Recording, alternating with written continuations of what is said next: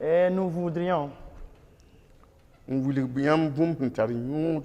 vous révéler et vous montrer quelque chose qui a une très grande importance devant les difficultés.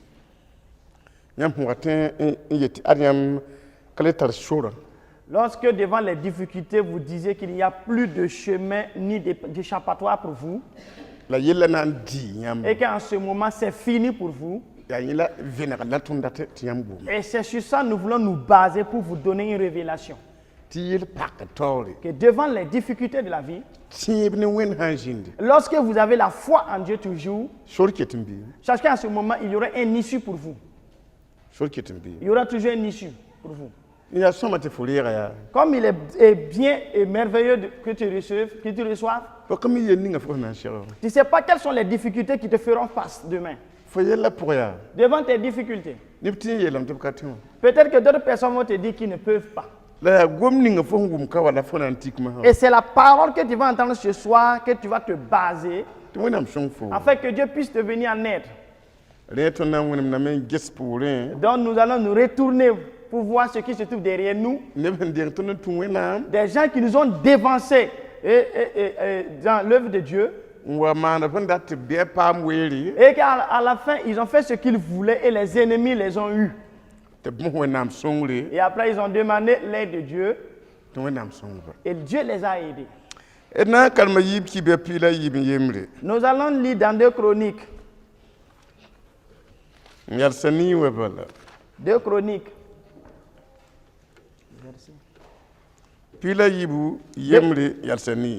2 Chroniques, chapitre 12, à partir du verset 1. 2 Chroniques 12, du verset 1 jusqu'au verset 8. Ashishak kingamena tiganzabne jude nebo. Arobam shul machon wa pampanga.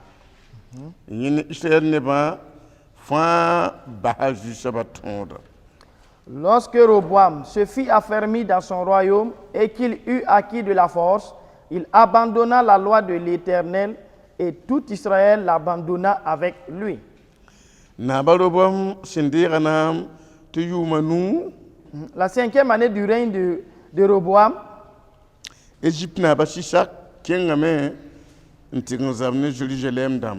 Shishak, roi d'Égypte, monta contre Jérusalem. Parce qu'ils avaient péché contre l'Éternel.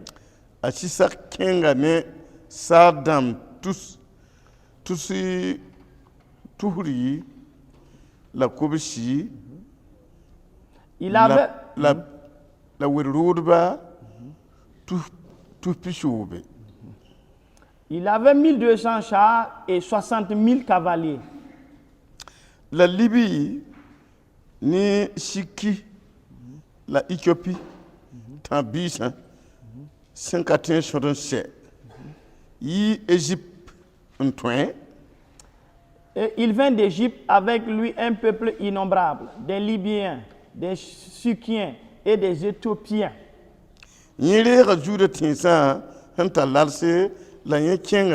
Jérusalem, la wenam noesa a Shemeza, Kengarobam, ne Jude, nanamnisi, sendaran jeté, gentitigm.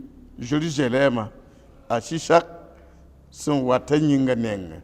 Il prit les villes fortes qui appartenaient à Juda et arriva jusqu'à Jérusalem. Alors Shemeaja, le prophète, se rendit auprès de Roboam et des chefs de Juda qui s'étaient retirés dans Jérusalem à l'approche de Shishak.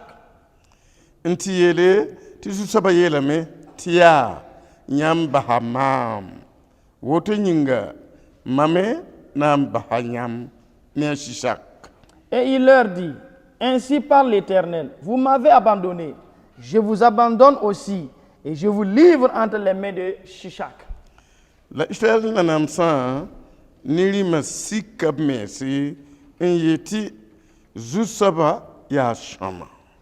chefs d'Israël et le roi s'humilièrent et dirent, l'Éternel est juste. La juste signe.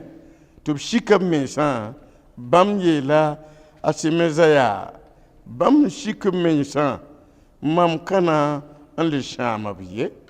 Et quand l'Éternel vit qu'il s'humiliait, la parole de l'Éternel fut ainsi adressée à Séméja. Ils se sont humiliés, je ne les détruirai pas. Mam na n yolsa bãmb bilfu mam kana n puugum sũurã n basb ne sɩsak ye. Je ne tarderai pas à les secourir, et ma colère ne se répandra pas sur Jérusalem par Shishak. La baoosgo bãmb na n kẽ yembdgu n wa bãnge tɩ adb sã n ka sak maam tẽesa taaba rĩm dãmba n na n tõoba.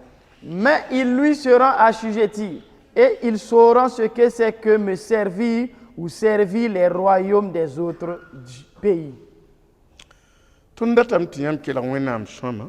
J'aimerais que vous soyez attentifs à la parole de Dieu. Yel-kãngã paamda ned buud fãa. Sachez que tout un chacun nous pouvons être dans une telle situation. Tõnd sẽn karema b yeela tõndo Nous qui venons de lire ce verset, le verset nous enseigne t'a Salamo biiga n wa n dũnaam a Salamo loogr poorẽ. et que le fils de Salomon, lorsqu'il a pris le royaume après la mort de Salomon, A yʋl la Roboam. son nom il se nomme Roboam. A pa tõog n zã nebã wẽnnaam belmã pʋgẽ. Il n'a pas pu diriger le peuple qui lui a été confié dans la présence de Dieu. Donc nebã ra vɩɩ yaare. Donc le peuple menait la vie qu'il voulait. B rɩta tɩto Il consultait les fétiches, bʋgda bagre il consultait les charlatans, b yʋʋdame il commettait l'adultère, maanda t'a pãnga il se faisait la force les uns les autres wẽnga yaa wʋsgo. et il y avait le mal partout dans le pays. Wẽnnaam dɩk no-rɛɛsdb n gome. Et Dieu a utilisé plusieurs prophètes pour leur parler en vain. La sebra yeela tõndo Mais la parole nous dit ici tɩ pa kelg wẽnnaam ye. qu'ils n'ont pas prêté l'oreille à la parole de Dieu. Tɩ wẽnnaam wã yãk b nugu Et Dieu a enlevé sa main sur ce peuple na n basb nebã b sẽn nong wã. pour abandonner un peuple qu'il aime tant.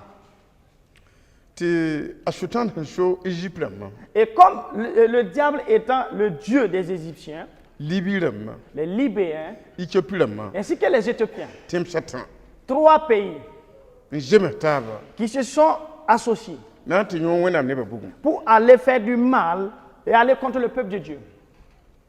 B seglga mensa Ils se sont préparés pa tẽ n vaale. et cette guerre-là ne pouvait pas être reportée.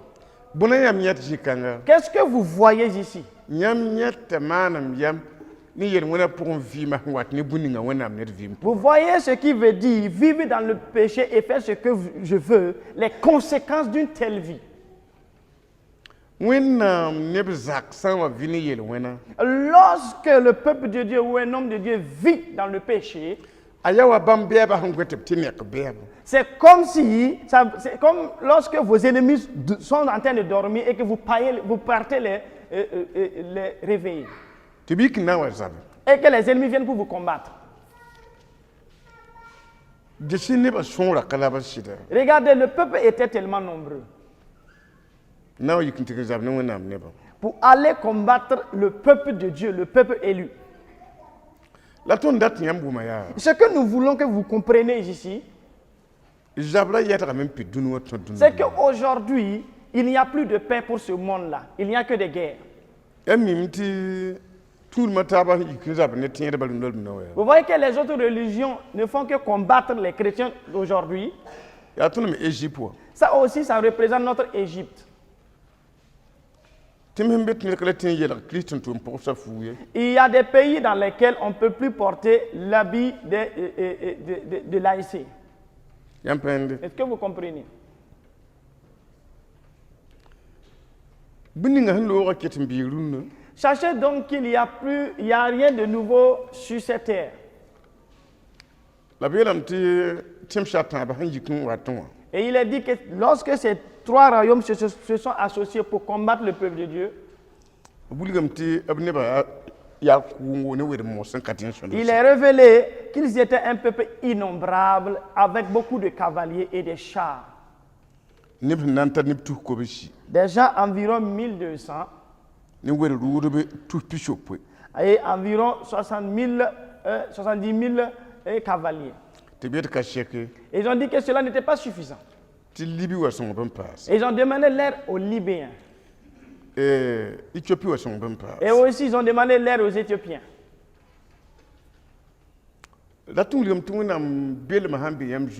Cela veut dire que lorsque la présence de Dieu est avec vous, sachez donc qu'en ce moment, le combat que vous menez est plus intense que le combat que mènent les autres. Peut-être que vous n'arrivez pas à comprendre pourquoi on vous déteste, pourquoi il y a un tel combat ou une telle situation dans ma vie. Pourtant, la cause, c'est la présence de Dieu simplement dans votre vie. Raison pour laquelle la présence de Dieu, nous devons l'entretenir.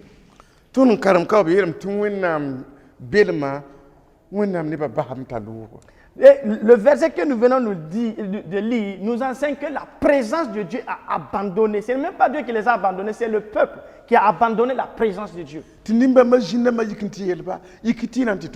les autres peuples, les démons sont partis les réveiller pour les dire, allez-y, vous allez les vaincre.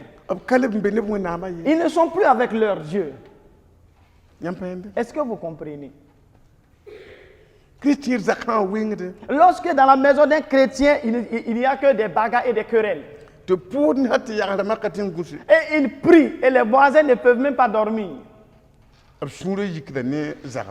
Sachez donc que les voisins vont se mettre en colère contre ces personnes. Et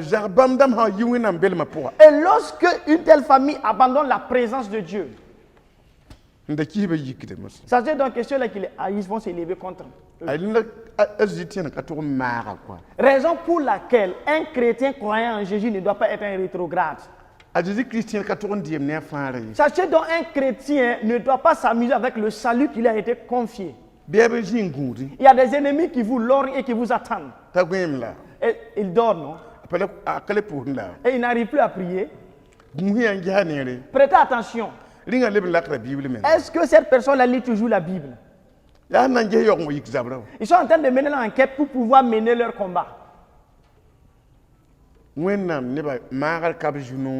Sachez donc que si le peuple de Dieu est rétrograde et s'est refroidi, cela n'est pas bon pour ce peuple-là. Lorsque vous êtes négligent et que les ennemis vous gagnent,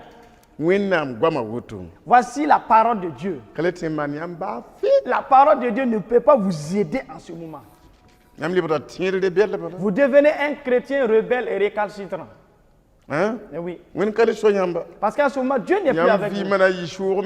Et votre vie, vous allez le mener comme vous le voulez. Et les ennemis vont se rendre compte que vous n'êtes plus avec Dieu. Et c'est en ce moment les épreuves surviennent. Le verset que nous venons de lire nous dit que le combat a commencé. Et ils ont déjà pris les villes fortes. Et Dieu a dit à un de ses prophètes. En ce moment, le peuple s'était rassemblé dans une autre ville. Et il les a dit clairement. Dieu me charge de vous dire que vous l'avez abandonné. Pourtant, vos ennemis sont toujours avec leur Dieu qui est le diable. Pourtant, eux, ils sont toujours avec leurs fétiches. Les ennemis sont avec leurs idoles. Pourtant, vous l'avez abandonné. Sachez donc le fait d'abandonner Dieu ne vous sera d'aucune utilité. Si vous abandonnez Dieu,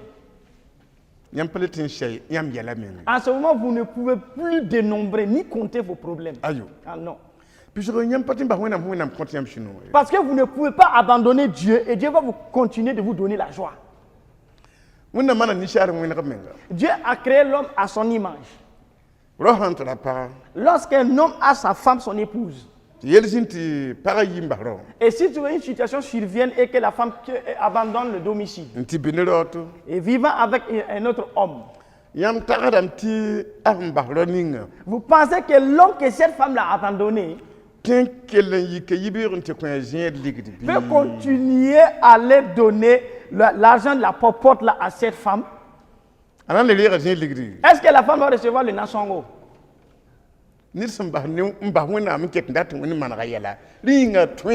Quelqu'un qui abandonne Dieu et qui veut que Dieu résolve ses problèmes, est-ce que cela est possible? Je vous dirais que c'est vraiment difficile. Sachez donc que si vous abandonnez Dieu, en ce moment, beaucoup de choses vont vous manquer.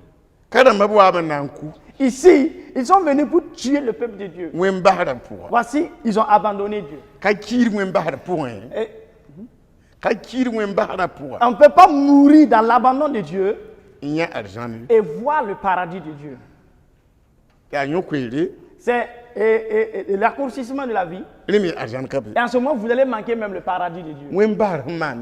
Voici ce que entraîne l'abandon de Dieu dans la vie d'un homme. Et sachez donc que cela ne vous apporte pas la grâce. Sachez donc, pour abandonner Dieu dans la vie d'un chrétien, cela n'est pas difficile. Si tu décides simplement de ne plus prier, je ne vais plus lire ta parole, Seigneur. Je vais vivre comme je le veux. Je vais continuer à me livrer. Je vais continuer à vivre dans la débauche. Sache qu'en ce moment, tu as abandonné Dieu.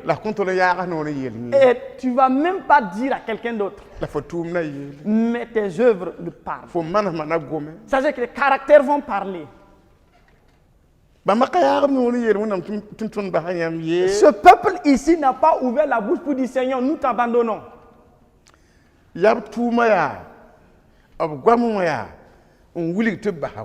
C'est par leurs actes et leurs dires qui démontrent qu'ils ont abandonné Dieu.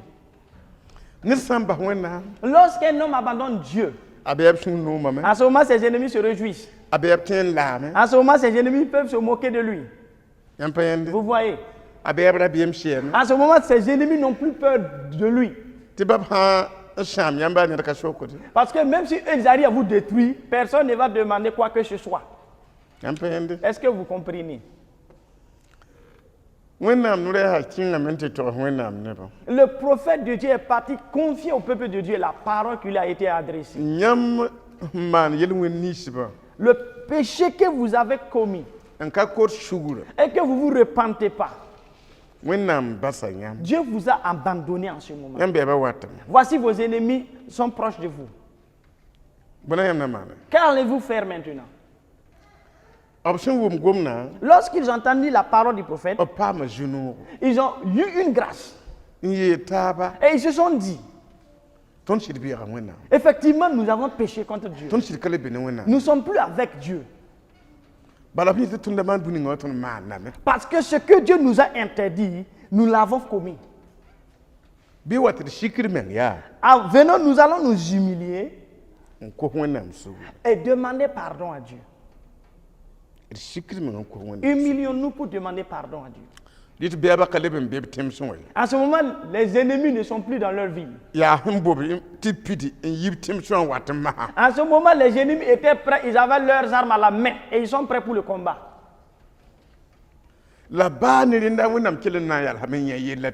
Malgré tout ça, malgré que les ennemis sont proches de son peuple, Dieu a trouvé un remède à cette situation. Sachez donc que lorsque vous vous repentez, la repentance envoie des barrières devant les difficultés. Lorsque tu dis au Seigneur, oui Seigneur, je reconnais que j'ai péché, en ce moment les difficultés s'arrêtent. Lorsqu'ils sont humiliés, c'est en ce moment que Dieu a dit. Le prophète dit leur. Et ils sont incapables. Moi, je suis le Dieu qui est capable de toutes choses. Les ennemis sont là. Ils ne peuvent plus retourner. Ils sont prêts pour vous tuer. Mais pourtant, vous les avez avancés. Et vous êtes humiliés. Donc, à ce moment, vous avez mis les ennemis dans des problèmes. Maintenant, c'est dans des difficultés que vous avez plongé vos ennemis. Que Dieu fasse en sorte que vous dévancez vos ennemis pour les mettre dans les problèmes. C'est vraiment une difficulté. Parce que Dieu voulait vraiment châtier ses ennemis là, mais il n'y avait pas de voix pour le Seigneur. Du fait que son peuple était dans l'orgueil. Est-ce que vous comprenez? Mais lorsqu'ils se sont humiliés, Dieu a dit, vous n'allez pas mourir. Voici les épées de vos ennemis ne vont pas égorger personne parmi le peuple de Dieu. Est-ce que vous ne devez pas suivre un tel Dieu? Et si toutefois les difficultés qui sont là, que Dieu vraiment puisse alléger. Et que si toutefois il n'y a plus de remède pour vos difficultés, que Dieu envoie le remède pour vous. Vous allez suivre un tel Dieu, vous amuser avec un tel Dieu. Cela est sans utilité. Non.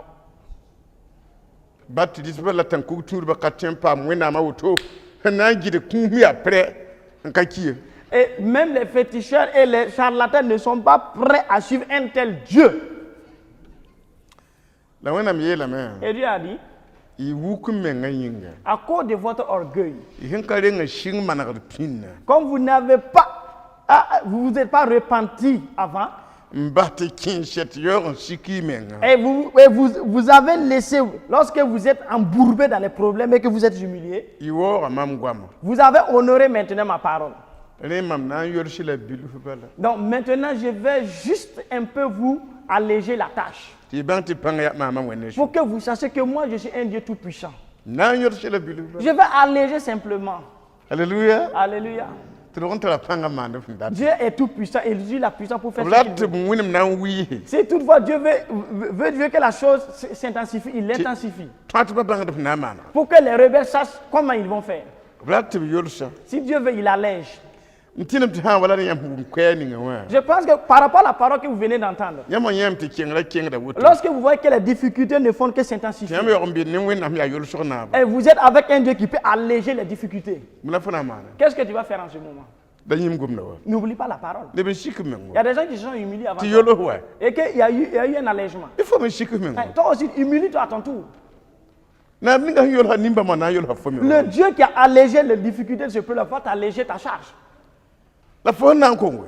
Mais quand tu as péché contre Dieu, et tu as la bouche pour te repentir, et Dieu a choisi des serviteurs afin que vous puissiez aller vous sanctifier, et tu refuses catégoriquement d'y aller. Je ne vais pas aller me honir. C'est tellement loin le lieu où il habite. Je ne peux pas aller me confesser. D'accord. D'accord. Les Égyptiens ont leur épée à la main. Lorsque vous allez vous affronter, tu sauras. Est-ce que vous comprenez? Vous voyez que tous ceux-là qui refusent d'aller se confesser, ils sont dans des problèmes. La cause n'est pas Dieu. Dieu est avec tous ceux-là qui se sont abaissés pour s'humilier. Dieu est avec les humbles. Mais si toutefois vous n'êtes pas humble, pourtant il y a une autre puissance qui vous pousse à pécher contre Dieu. Et Dieu a permis que le sang de Jésus soit versé pour vous. Du fait que tu es incapable. Et pourtant tu refuses de le faire. Et tu ne te forces pas pour abandonner la chose. Que veux-tu que Dieu fasse pour toi maintenant? Est-ce que vous comprenez?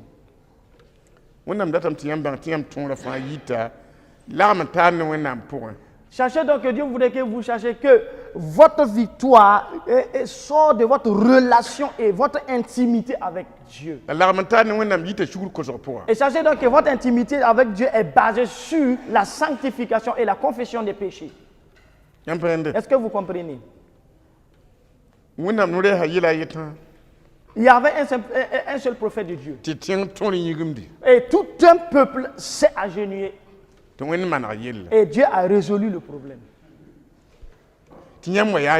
Et pourtant vous êtes seul. Et vous ne voulez pas aller vous prosterner. Mais le perdant, c'est vous, évidemment. Sachez donc qu'il y a une sagesse que vous ne pouvez pas utiliser pour voir Dieu. Ça, c'est la sagesse de l'orgueil. La sagesse de l'autosuffisance. Ça, c'est sans utilité. Et c'est sans utilité. J'ai prié pour un chef hier. La personne a accepté qu'elle a péché. Et la personne s'est prosternée. Et en ce moment, il a su que Dieu est Dieu. Il a laissé sa chefferie à côté. Est-ce que vous comprenez?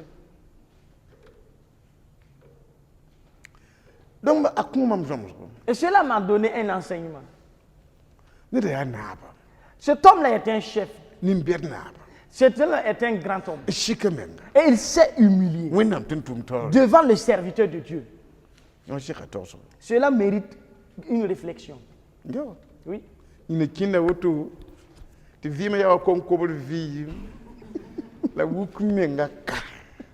Certaines marchent à cause de leur orgueil et leur vie est comme un cabri mort. Oui. Pourtant, si vous vous humiliez, vous revenez à la vie. Sachez donc que votre chair n'est pas dans le feu d'un sorcier. Si toutefois vous ne mettez pas en règle votre vie, il y a des gens qui vont mettre en règle leur vie. Et Dieu va leur confier sa puissance. Afin qu'ils puissent châtier les démons. Et les démons vont venir chez toi qui ne met pas ta vie en règle. Et ils vont dire, nous, les autres nous ne pouvons rien contre eux, mais toi là nous sommes capables de faire quelque chose. Et voilà. Les autres qui ont mis leur vie en règle, ils vont recevoir là. Et les démons qui ne peuvent rien contre ces personnes-là, ils vont venir déverser leur fureur et leur colère sur vous. Parce que vous êtes un. C'est parce que vous avez des divisions. Sinon, cela ne les intéresse pas. Est-ce que vous comprenez? Humiliez-vous. Oui. Si toutefois vous êtes mis en colère, humiliez-vous afin que le Seigneur puisse venir en aide. Sachez donc que nos ennemis ont peur de Dieu. Lorsque vous avez une intimité, une relation, une communion avec le Seigneur. Oui. Nos ennemis ont peur de Dieu. Mais si toutefois vous êtes saisi par l'esprit de l'orgueil, sachez donc que même les esprits n'ont plus peur de vous. Vous êtes en train de dormir, ils vont venir vous enlacer. Et vous serez en train de pleurer, mais il n'y aura point de son. Lorsqu'ils vont vous laisser, à ce moment vous serez en train de couler de la sueur. Il t'a regardé, il a vu que tu n'étais pas dans la présence de Dieu, pour laquelle il est venu t'enlacer. Mais s'il voyait qu'il y avait le feu, est-ce qu'il allait venir t'enlacer? Est-ce que vous voyez? Sachez donc que les démons ne viennent pas au hasard pour vous enlacer. Il a vu qu'en ce moment, lorsqu'on va vous noter, vous aurez 0. Donc humiliez-vous devant la présence de Dieu.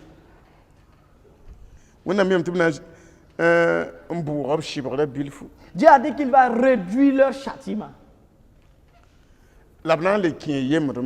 Mais Dieu dit, vous serez assujettis quand même.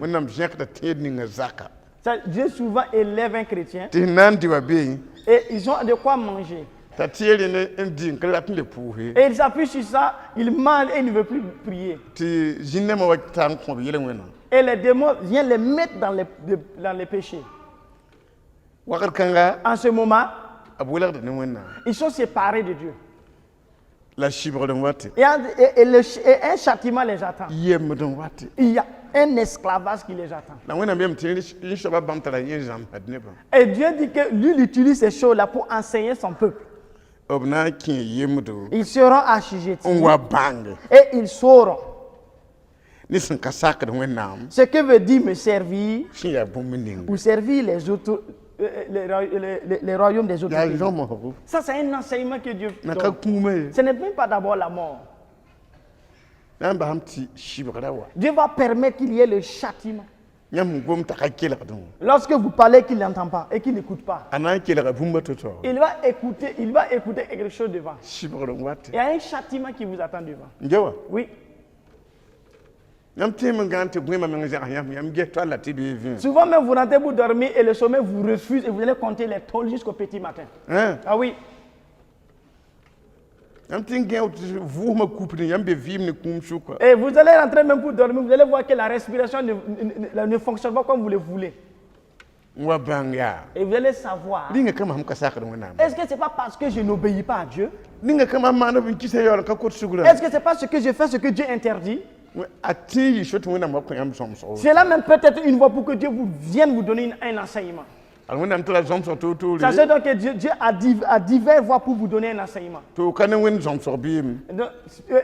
si tu ne le veux pas, il y a un enseignement de Dieu dans ces choses. Est-ce que vous n'avez pas obéi et être là et nous vous donnons l'enseignement de Dieu?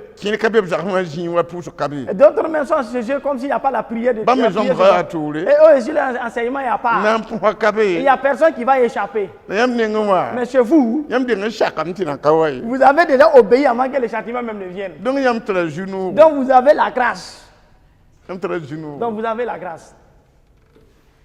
Mais si vous devenez des chrétiens rebelles, ça c'est autre chose. La parole de Dieu nous enseigne que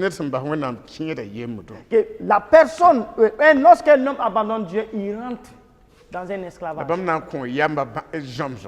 Et en ce moment, Dieu lui va donner un enseignement. En ce moment, Dieu va donner une leçon à l'esclave.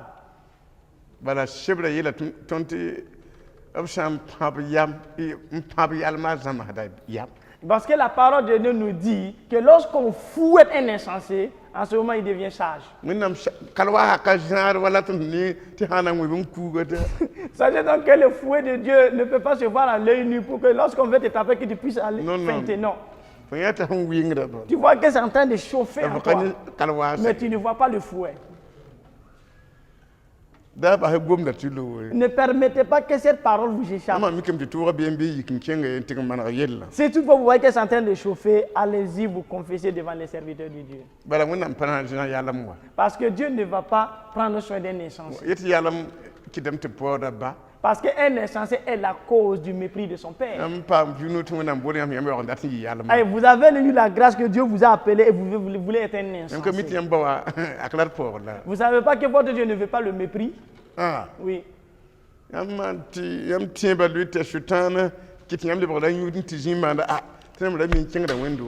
Et si vous permettez que votre foi tombe et que vous partez vous délivrer, et en ce moment vous dites que bon, souvent je partais à l'église, avant je partais à l'église.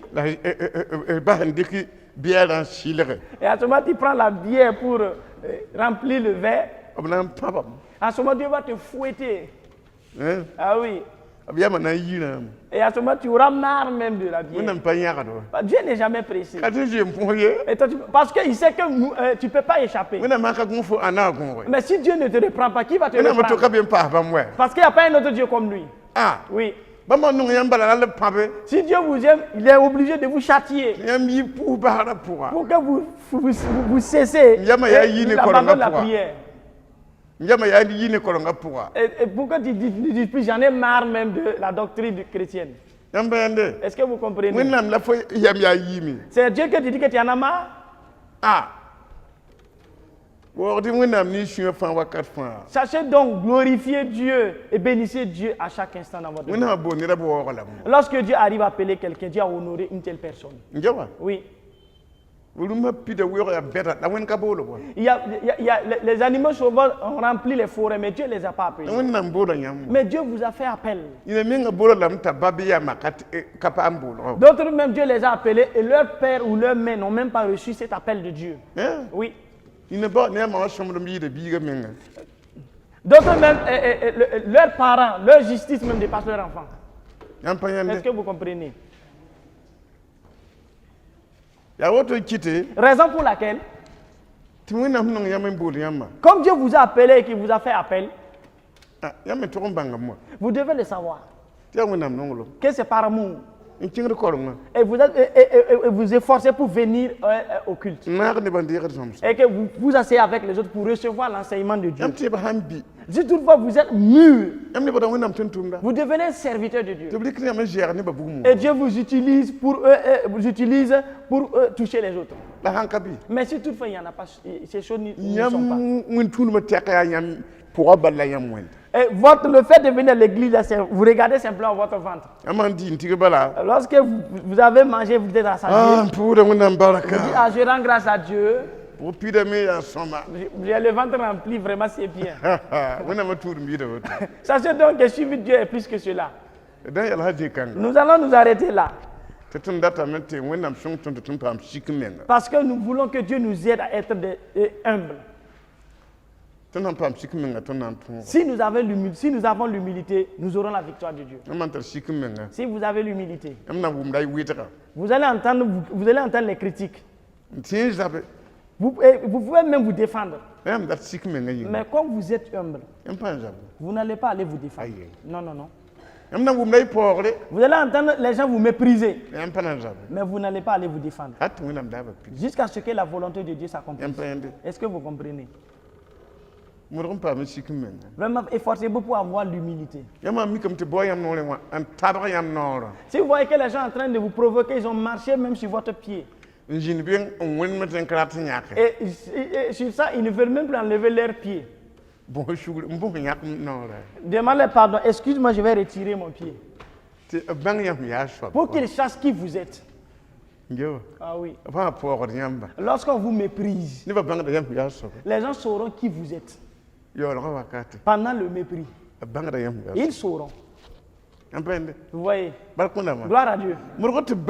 Faites en sorte qu'ils vous connaissent. Oui. Si toutefois vous mettez en colère facilement, et ça aussi, ils vont vous reconnaître. Et cela ne vous plaît pas. Et vous comprenez? Parce qu'il y a certains actes, on utilise les actes là pour donner un nom à la personne. Une personne qui est patiente et douce. Une personne douce. Une personne colérique. Est-ce que vous comprenez? On nomme le caractère et on pointe maintenant la personne pour dire le caractère associé à la personne indiquée. Est-ce que vous comprenez? Parce que personne n'est propriétaire de lui-même. Donc, ayons l'humilité. Et lorsqu'ils vont vous provoquer, croyant que vous allez vous défendre, ils vont voir que vous êtes une personne douce. Les gens ne peuvent même ne pas parler. Est-ce que vous comprenez? Ne soyez pas un lion. Jésus est venu pour sauver les brebis. Ne prenez pas les caractères d'un lion ou d'un chien. Sachez donc qu'un chien se bagarre. Il n'a pas besoin que nous venons d'un même ventre. Si un chien met bassi chiot, une personne prend un chiot et l'autre prend un chiot. Ils vont aller prendre soin de ces chiens-là et ils vont grandir. Lorsque ces chiens-là vont se rencontrer, quand même ils ont la même mère, ils vont vraiment se bagarrer. Donc ne vivez pas une telle vie. Non. Dieu voudrait que vous révélez ses caractères. Oui. Si vous êtes une personne douce, les gens verront que vraiment vous êtes une personne bonne. Et vous n'avez point de problème en vous. Est-ce que ça, c'est pas bien? Soyons ainsi. Avant que Jésus ne vienne. Avant que la mort vienne frapper à notre porte. Est-ce que vous comprenez? Lorsqu'une personne meurt, lorsqu'on le couvre d'un drap noir ou bien un drap blanc et qu'on parle d'enterrer, si la personne ressuscite, sachez donc que c'est l'habit qu'on a utilisé pour l'enterrer qu'il va ressusciter avec. Est-ce que vous comprenez? On ne peut pas utiliser un linceul noir pour l'enterrer et qu'il se réveille et soit ressuscité avec un linceul blanc. Si vous mourrez dans la colère et qu'on vous enterre, vous allez être ressuscité dans la colère.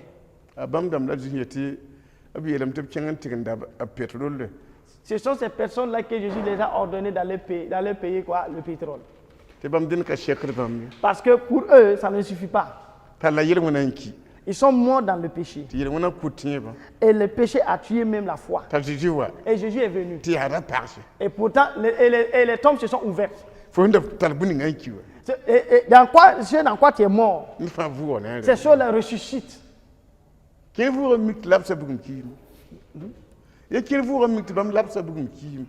d'autres sont des gens ont vu que leur lampe était éteinte. Et ils ont dit qu'ils vont demander l'huile qu'ils utilisent pour faire que la lampe s'éclaire. Et ils ont refusé quand ils non, allez-y chercher. Est-ce que vous comprenez? Donc, ayez des bons caractères. Si toutefois votre vie, vous menez votre vie sur un bon caractère, vous allez ressusciter avec ces bons caractères. Est-ce que vous comprenez ce que je suis en train de vous dire? Nous ne voulons pas que vous soyez des perdants ni des vaincus. Nous voulons rentrer dans la prière afin que Dieu puisse nous venir en aide. Parce que nous sommes toujours dans le combat.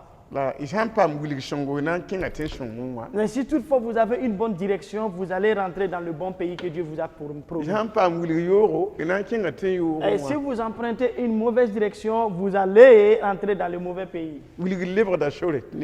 Sachez donc que la direction devient une voie pour qu'une personne puisse emprunter et arriver à bon port. Est-ce que vous comprenez? Gloire à Dieu.